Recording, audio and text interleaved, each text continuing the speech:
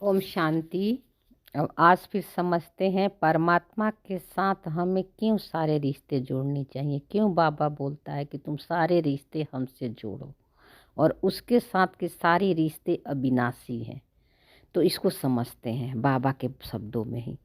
तो बाबा इसलिए कहता है कि तुम सारे रिश्ते मेरे से जोड़ो। क्यों? क्योंकि अगर हम रिलेशन को, ये मेरा पति है, ये मेरा बच्चा है, ये मेरी माँ है, ये मेरी बेटी है, इस दृष्टि से हम देखेंगे तो हम उनके माइंड बॉडी को ही देखेंगे, उनके शरीर को ही देखेंगे, और उनके शरीर को देखेंगे तो उनकी वाली संस्कार को भी हम देखेंगे, उनके पाठ पर भी हम दृष्टि डालेंगे, है ना। क्योंकि संग का रंग लगता है, जैसी संग वैसी रंग, बाबा बोलता है ना मुरली में। और बाबा के साथ अगर सारे रिश्ते रखेंगे तो बाबा की रंग लगेगी हमारे में, है ना। बाबा हमारा बाप भी है, टीचर भी है, सतगुरु भी है, बच्चा भी है, दोस्त भी है। सारे रिश्ते जब हम बाबा से रखते हैं तो बाबा से सारे रिश्तों में एक जैसा प्यार की फीलिंग आती है, अलग अलग नहीं आएगी आपको कि बाबा बच्चा है तो बहुत प्यार करता है हमें, या पति है तो कम करेगा, मदर इन लॉ है तो कम करेगा, माँ है तो ज़्यादा करे, ऐसा नहीं। बाबा से सारे रिश्ते में एक तरह की प्यार फ्लो होती है ना। तो फिर हमारी भी दृष्टि क्या हो जाती है, यही प्रैक्टिकल जीवन में बन जाती है। फिर हम रिश्तों को अलग अलग नज़र से नहीं देखते हैं कि ये मदर है तो अलग दृष्टि से, ये बेटी है तो अलग दृष्टि से, बेटा है तो अलग दृष्टि से, नहीं। प्यार में हम डिफरेंस कर देते हैं कि ये मेरा है, ये पराया है ना। इसके साथ हमें रहना है इसलिए इसका ज़्यादा केयर करें। तो ये फीलिंग समाप्त हो जाती है, क्योंकि हम जिसको याद करेंगे, जिसको देखेंगे, उसकी गुण और क्वालिटी हमारे अंदर आएगी। तो इसलिए जब हम परमात्मा से सारे रिश्ते जोड़ते हैं तो हमारी रिश्ते सबके प्रति एक जैसी प्यार हो जाती है, आत्मिक दृष्टि हो जाती है। इसलिए बाबा कहता है कि तुम सारे रिश्ते मेरे से जोड़ो और उसके बाद तुम और प्रैक्टिकल जीवन में और रिश्तों में जाओ। अरे उनको आत्मा देखो सबको, है ना। तो उससे क्या होगा, सामने वाली आत्मा को भी आपसे रूहानी प्यार महसूस होगा, है ना। आपसे शांति और सुख का वाइब्रेशन उसको जाएगा, आपसे आपके पास रहना उनको अच्छा लगेगा। इसलिए बाबा कहता है कि सारे रिश्ते पहले मेरे से जोड़ो। फिर बाबा बोलता है कि बाबा के साथ सारे रिश्ते अविनाशी हैं, बाकी सारे रिश्ते विनाशी हैं। कैसे इसमें?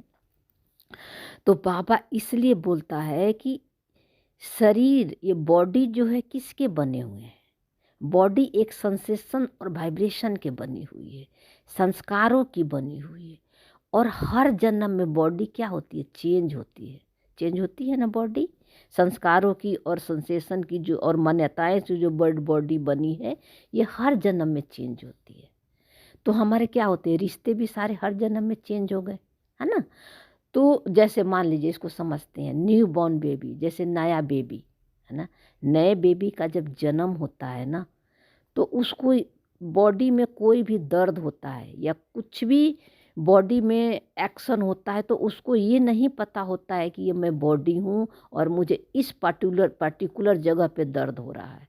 सिर्फ एक उसको फील होती है, एक सेंसेशन महसूस होता है ना, जिससे वो अपनी बातों को रोकर व्यक्त करता है या कभी हंसकर व्यक्त करता है या कभी साइलेंट में रहता है।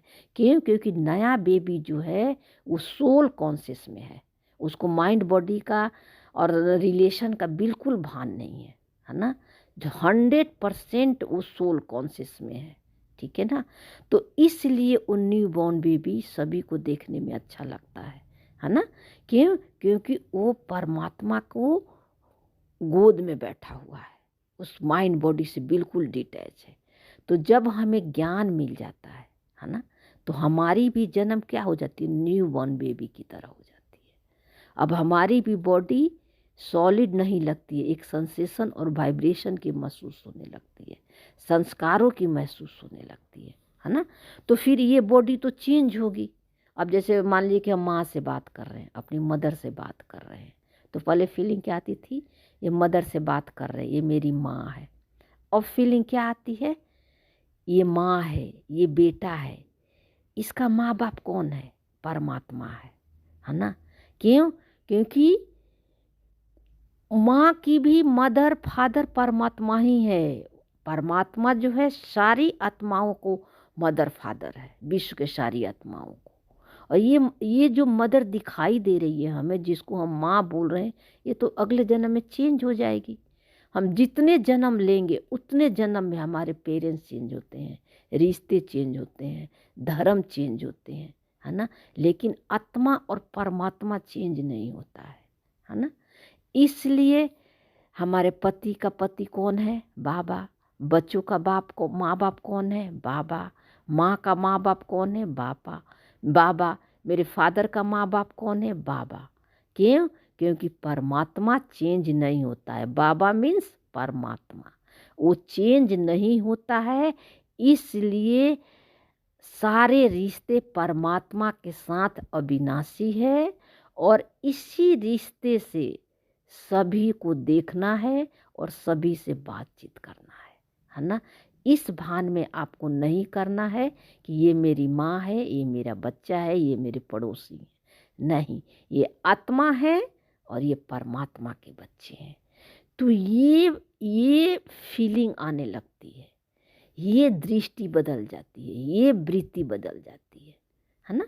क्योंकि हुआ ना, जब तो सारे रिश्ते जब चेंज होते हैं तो रिश्ते विनाशी हो गए, है ना?